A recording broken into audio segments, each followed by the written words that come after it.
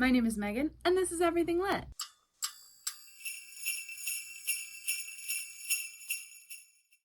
And today, I am bringing you a book haul. Hi, buddy. You want to say hi? Oh, look at this man. What are you doing, buddy? Oh, someone got him on the snoot. Do you see that? We match. Except no one got me. That's just me. So today, I'm going to be talking about books that I have bought and pre-ordered and got as gifts. So as you can see behind me, we got a little bit out of control at the 50% off hardcover sale. And I always talk about how I don't buy hardcovers. I try not to buy hardcovers. And then the 50% off hardcover sale happens and I lose my damn mind. So let's do this. I want it noted that I have not bought all of these books in 2023. I have only bought this little stack in 2023. All the rest of it is 2022. Let's start in chronological order with the gifts that I got. All right, so maybe one or two of these books you've already seen on my channel if you watch some of my favorites videos, but my best friend got me Up to No Gouda by Linda Riley. I had already read this, so it was a safe bet, and I didn't buy it. And I'm very happy because it has little grilled cheese recipes in the back, and I was sad that I wouldn't have them like all the time. So little recipe, Grant's Vermont Jammin', sounds really good. Up to No Gouda is the first in a cozy mystery series about Carly. She has just opened a grilled cheese shop. The man who owns the building tells her, get out. I want to give this to my girlfriend so she can open a little boutique dress shop. Carly is understandably upset, except the next morning, this man is found dead in the parking lot. And of course, the suspicion is on her, but it is also on one of her servers. So she tries to work with the police or work next to the police to figure out who killed this guy, because it wasn't her. It was very cute. I can't wait to read the second and third. I'm gonna buy them in January, so they'll be in the next haul.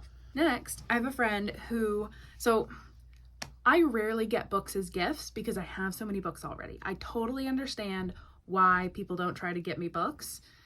I get it. I have a lot. You don't know what I have. It's cool. But I have one friend who did try and succeeded. She got 2 out of 3 that I didn't already have. And then very sweetly, very kindly, bought me a third book to replace the one I already had. So genuinely lovely. So the first book she got me is My Policeman by Bethann Roberts.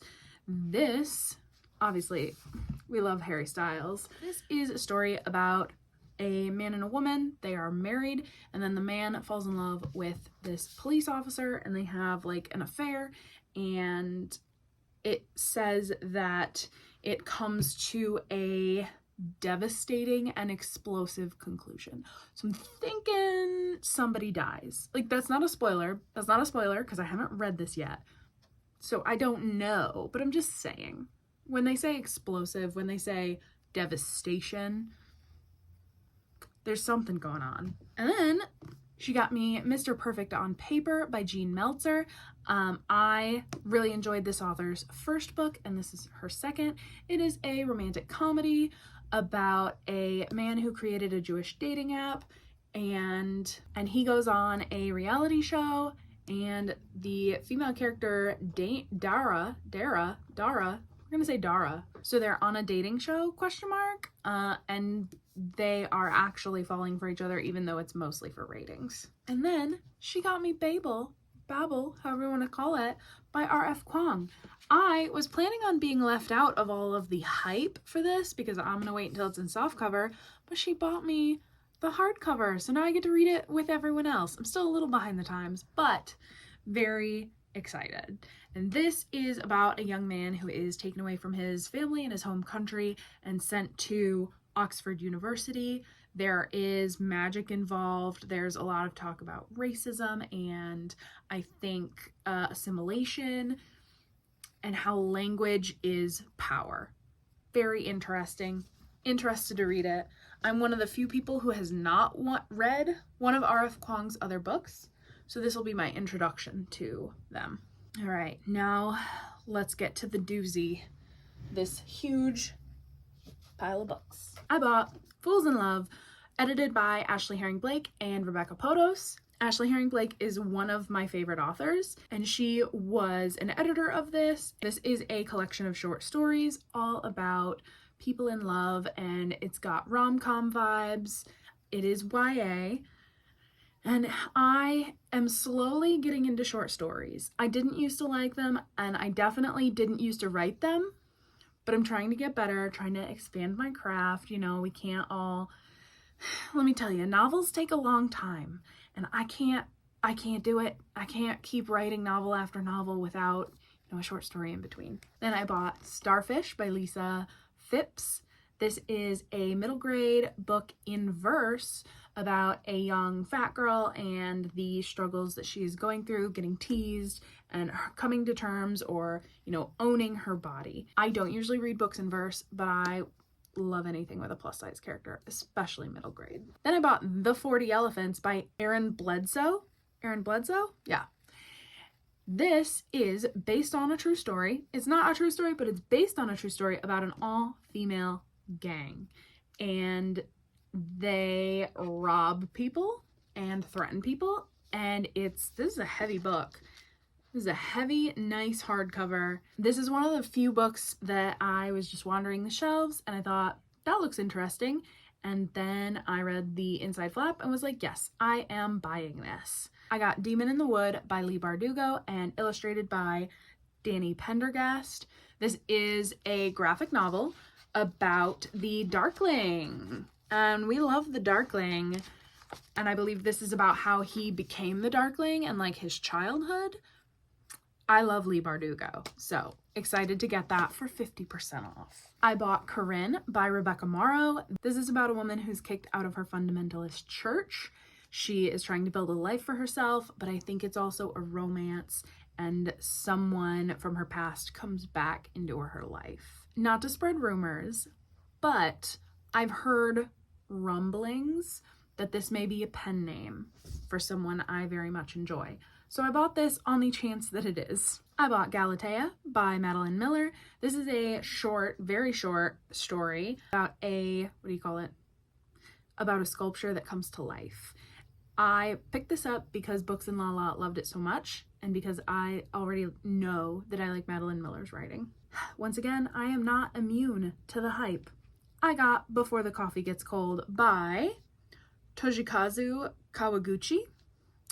This is a time travel story, so of course I had to get it. I need it for the time travel video. I have heard it makes people cry, and it might be interconnected like short stories or novellas. I bought Other Birds. Again, bought a second copy because this cover is beautiful and it's so buttery soft. So yes, I did buy this book again. And Other Birds is about a group of people who live at the Delawisp. We get to know a little bit about each character, but I would say our point of view character is Zoe, and she has moved into the Vino. What are you doing? What are you doing? Our main character is Zoe, and she has recently moved into the Delawisp. She's moving into her mother's old condo, and her mother passed away several years ago. So she's trying to reconnect with her mom and her past. There is also ghosts and magic and maybe murder. I got The Cherry Robbers by Sarai Walker. This seems to be very fairy tale-esque with a bunch of sisters who have passed away after they get married. They get married and they die. And so supposedly there is a curse on this family and the last sister is trying to subvert that curse. I think it was nominated for Best Horror of the Year, and I'm not usually a horror girly, but this sounds really good. I got The Night Ship by Jess Kidd. This is beautiful. It is a Barnes & Noble special edition. I'm not 100% sure what this is about, but I believe it takes place in 2 timelines. It may be about a shipwreck. So one timeline is in 1629 and another is in 1989, and they both are about young people who are sent away from their family. One person is getting away from prosecution and another's family or parents have just died and he's being sent to live with his grandfather. It is supposedly based on a true story, a true shipwreck, so that's interesting, and I mostly bought it because it's beautiful and I love pirate stories, ships, the ocean, so why not? I bought A Venom Dark and Sweet. This is the sequel to A Magic Steeped in Poison by Judy I. Lin. I bought A Magic Steeped in Poison in hardcover, so I figured I'd pick up the second since it was half off. This is a duology about magic and tea. I don't really know what this is about because I haven't even read the first one, but the first one involves a magic system with tea, maybe a competition, and it's YA. That's all I got. Something that I have been so excited about all year, in, I don't know, whenever the last 50% off sale was, I told myself, if my Barnes & Noble has all of the Wayward Children series during the next 50% off sale, I'm buying the rest of them. So I have the first 3, and then I bought the next 4. So now I'm only 1 book behind. The newest book came out in January. I'll pick that up next time. I don't know that these are in order. I don't think they are. I got In an Absent Dream. All of these are by Seanan McGuire, and they follow different characters. It is like a portal fantasy where they go to different worlds from, I think it's considered our world. And a couple of the books also follow these homes for children who have come back from their worlds and are, you know, kind of messed up because you've lived in this fantastical place and now you're back in the humdrum. Come on. Of course they would have issues. These books, I've read the first 2, really liked them. Can't wait to read the rest of the series. So we have In an Absent Dream, Come Tumbling Down, Where the Drowned Girls Go, which I am the most excited about. I think it has mermaids. And Across the Green Grass Fields. This is sort of known as the horse girl book. I was not a horse girl, but I was kind of a unicorn girl. So very, very close, a little similar, but not the same. So those were the books that I bought at the 50% off sale. I went a little ham, but no regrets. Next, we're going to talk about the pre-orders that have come in since the beginning of the year. There was a big sale and I pre-ordered a bunch of books, so I had 23 total coming to me throughout the year, and these are the first couple that have showed up. I got The Bone Spindle by Leslie Vedder. This is a YA Indiana Jones fairy tale retelling adventure story, and it's sapphic. So we've got some lady on lady love. Amazing. Next, one of my most anticipated paperbacks, Girl Serpent Thorn by Melissa Bashardoust. This is YA. It is a fairy tale retelling. This is about a princess who is poisoned to the touch. She has a twin brother who's getting married, and there may or may not be a demon that she makes a deal with. Unclear, but I'm excited to find out. I got Castles in Their Bones by Laura Sebastian. This came out last year. This is about 3 sisters who are trained to seduce different kings, different princes, and then betray them, I believe, so that their mother can have all the power. I feel like it's sort of a honeypot spies kind of story, and then probably they fall in love with their targets. We can only hope. And this is YA fantasy. I got How High We Go in the Dark by Sequoia Nagamatsu. This is pitched as interconnected short stories. It has been compared to Emily St. John Mandel's Station 11. This is about a pandemic that is unleashed on the world and the apocalypse and how the world ends. I've heard it's beautiful and it's sad. And the last pre-order that I got was The Kindred by Alicia Dow. This is YA sci-fi. So this is a kind of like soul bonding story where you have your kindred spirit, your kindred mind, and I think they have like some sort of bond, some sort of telepathy, kind of soulmates, and he's a prince and she's a commoner. There may be a war that they have to stop. I don't know. I'm in it for the romance. And last but not least, here are the books that I have actually bought in 2023. And the first is downstairs and I don't want to go get it. And that is Hellbent by Leigh Bardugo. I am actually going to have an entire vlog of me rereading Ninth House and then reading Hellbent. Full spoilers. Very excited about that. Hopefully that'll be next week after you see this. Hellbent is the sequel to Ninth House. As I said, this is a dark fantasy, dark academia. It takes place at Yale. It involves secret societies and magic and murder. So it's kind of pitched as like a dark thriller mystery, but also there are demons. I am in love with this series. The second book is taking me longer to read than I would like, but I'm enjoying it. I'm savoring it. I just really like these characters. Then all of the next books I bought in one go because there was a 10% off your entire order online sale. I'm trash for a sale, okay? I bought Zachary Ying and the Dragon Emperor by Ziran J. Zhao. This is, I believe it's middle grade. This is about a young boy who doesn't know much about his Chinese heritage and then finds out that he was born to house the spirit of the first emperor. And then they have an adventure or a mission they have to go on.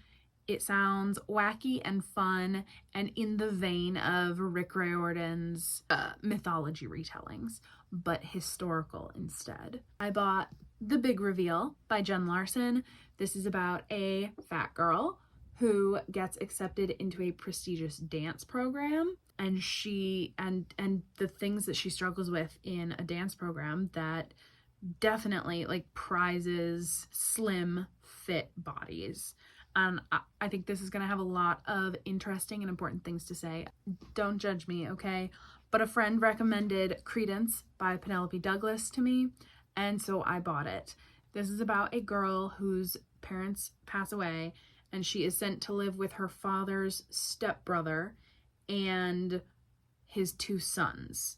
So they're technically not related, but this is a dark romance. So it's got incest vibes, okay? Let's be real. I bought Lunar Love by Lauren Kung Jessen. This is a romance. Olivia is taking over her grandmother's matchmaking business. Very cute. She learns that there is a new app that is taking over and making that business go downhill. She and the guy who created the app make a deal. They have to find matches for each other, and whoever does it first, whoever finds the other person's match first, wins. And so she will save her grandmother's business by winning and finding this guy his true love. Plot twist, I bet she's his true love. And the last book I got is The Rom-Com Agenda by Jane Denker. This is about Eli. He wants to get back the one who got away. He thinks that he is going to change himself to get her back. And all his friends who are girls are like, yeah, you're right. We will help you. Let's watch a bunch of rom-coms. You'll take notes. You'll make the big gestures. Let's go. And I believe he and one of his friends fall for each other. So those are all the books I bought in the past month and a half or so. So if you like this video, you want to see if I actually read any of these books this year, you could subscribe, you can like this video, but really you can do whatever you want. I'll see you next time.